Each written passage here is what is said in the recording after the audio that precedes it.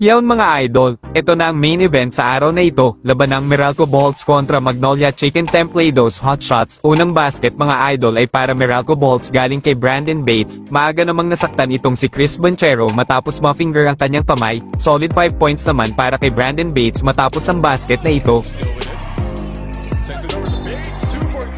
Sumagot naman ang newly acquired ng Magnolia na si Javi Gomez de Liano na puntos lahat ang unang 5 points ng Magnolia. Maganda ang ngiti ng mga taga Meralco matapos ang 11-5 lead para sa unang timeout ng laro. Akyat sa 13 ang hinahabol ng Magnolia matapos pumasok AG3 ni Aaron Black with 3 minutes 20 seconds remaining. Natapos ang first quarter sa score na 20-7, Meralco up by 13. Second quarter ay muling dinagdagan ni Aaron Black ang kanilang kalamangan at matamis na 16 na.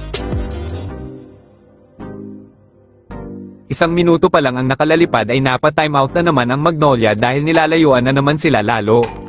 Hindi naman maramdaman ang opensa ng mga veterano at kasama na dyan ang isang Paul Lee na tila mukhang ibang-iba na ito sa Paul Lee na nakilala natin. Ito na mga idol at nagkakapisikilan na, nagkainitan itong si Paul Lee at Alain Maliksi na nagresulta ng flagrant foul penalty 1 kay Maliksi. Bagsak kasi ang inabot ni Paul Lee matapos matira sa leeg ni Maliksi.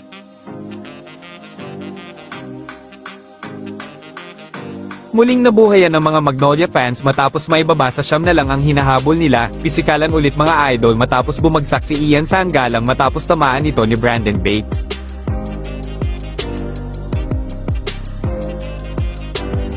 Natapos ang halftime na lamang pa rin ng Meralco Bolts 32-25, Meralco up by 7. Third quarter ay agad nagtabla ang laban matapos pumasok ang back-to-back threes ni Jerome Lastimosa kasama na ang counted shot na ito.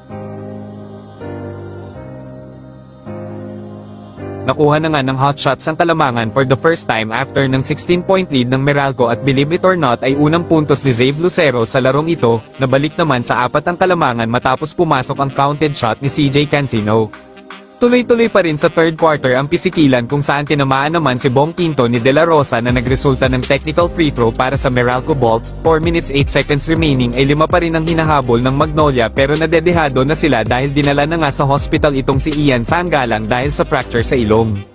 Natapos ang third quarter 53-51 still Meralco up by 2. Fourth quarter ay agad inumpisahan ni CJ Cancino sa 3 kaya balik sa 5 ang abante nila. Matapos itakbo sa hospital ay muling bumalik sa bench itong si Ian, mukhang gusto pang maglaro o sumuporta man lang. Gandang move naman ang ginawa ni CJ Cancino na mukhang hindi sophomore kung maglaro.